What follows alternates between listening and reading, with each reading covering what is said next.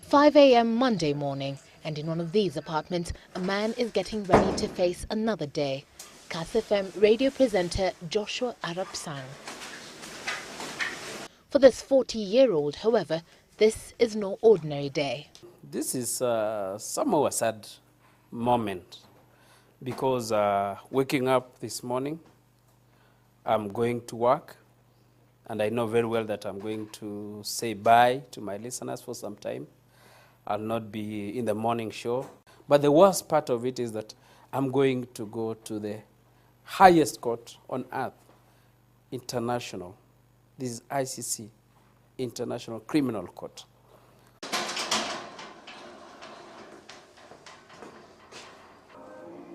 It is a routine he has followed religiously for close to 6 years now. A morning show he has grown to love, and that has over time gained him a 4.5 million listener following, according to recent Stedman ratings. Everybody in the bedroom, in the car, in the farm, they listen to us. Because my program is about Le Name It. Le Name It is what is the world saying? So I pose a question to them, and they also contribute in that program. Living the show for Joshua is personal, for a man known to have never taken leave for more than 10 days. A month off the air, one he not only has to prepare his listeners for, but himself as well.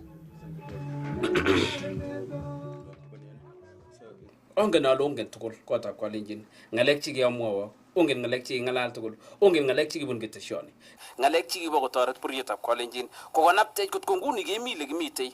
broadcast that is keenly followed from Kipkk village in his Kitale backyard and beyond.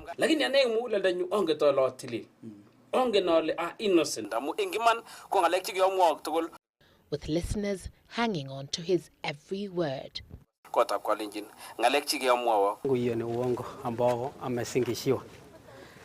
Hiyo maneno sio kweli kwa sababu yeye alikuwa hataki president. Yeye ni mtu ambao alikuwa anafanya kazi yake. Kuongea kwake iko na impact.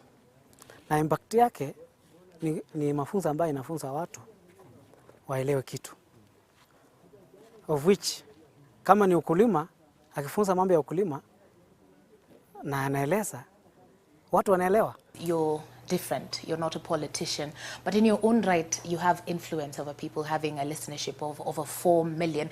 Do you think maybe that is a basis that is being used? I don't think any government would have allowed me to do incitement and to do propaganda on air and wait for company to come and take me or arrest me.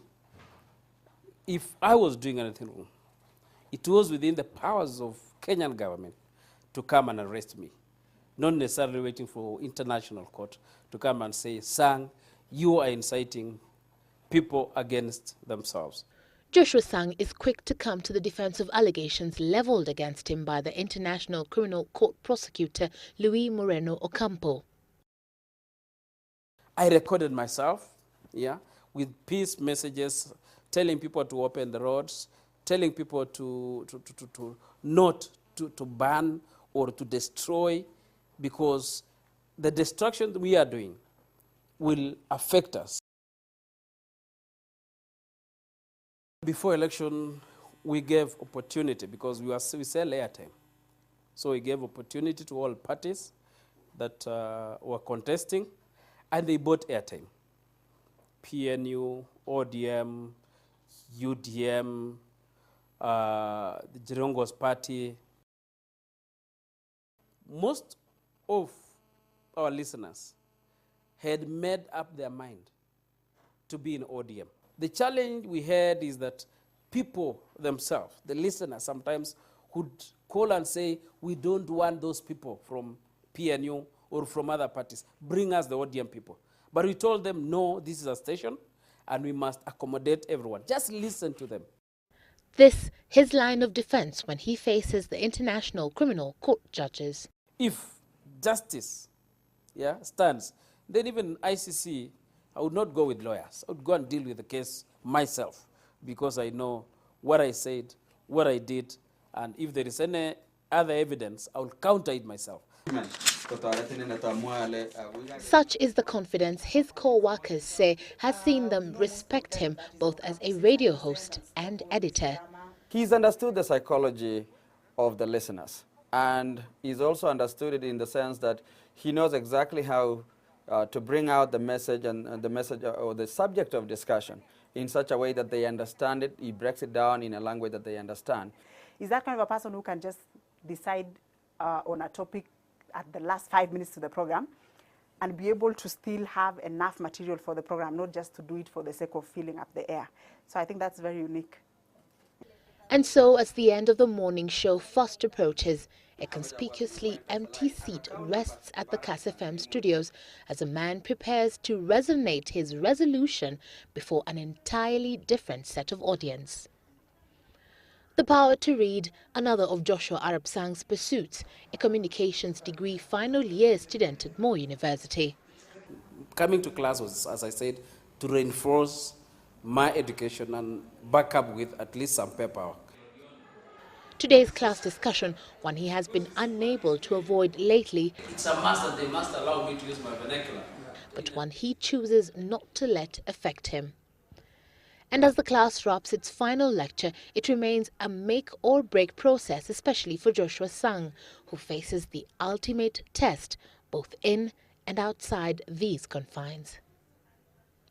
I do not think that he's capable of being a person who can perpetuate the violence, because I think he was just caught as in his nature of job. I was observing, let me say, the 2007 media coverage, and to my assessment, every media house in Kenya was very partisan, was very, very partisan. But of course, when you look at the accusations now that came out, I would not match them with him.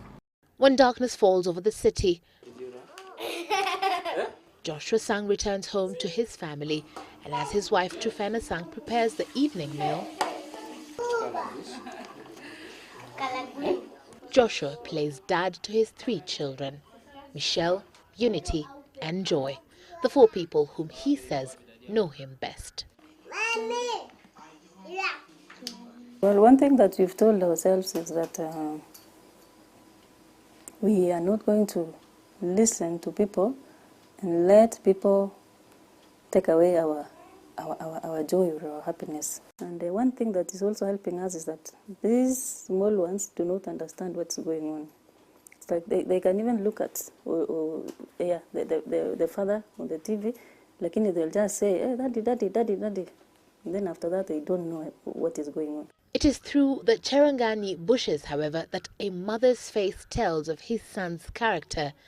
Mtoto ilikuwa nakaa na wenzake, hata yeye nakanya wenzake wakufa. Kuliko yeye ni mdogo na inakanya wao. Vile nafanya kama napitana kidogo, yeye ndio mwenye kuwatatanisha hao. Sasa kwa hivyo nashangaa vile anasema yeye nafanya maneno ya kuchochea watu. Sijasikia hata siku moja akisema mtu ambaye anaweza kudhuru watu. Sikusikia. It is quite a surprise and almost ridiculous. I believe he is innocent, and so the fact that he's being tried there will not change the fact that he is innocent. Such the belief that has seen friends and neighbours in his small Kipkeke village in Kitale continue with such humble fundraising initiatives to assist a man they family believe to be a victim of circumstances. But is he? Only time will tell. Evelyn Wambui, Citizen TV, Kitale.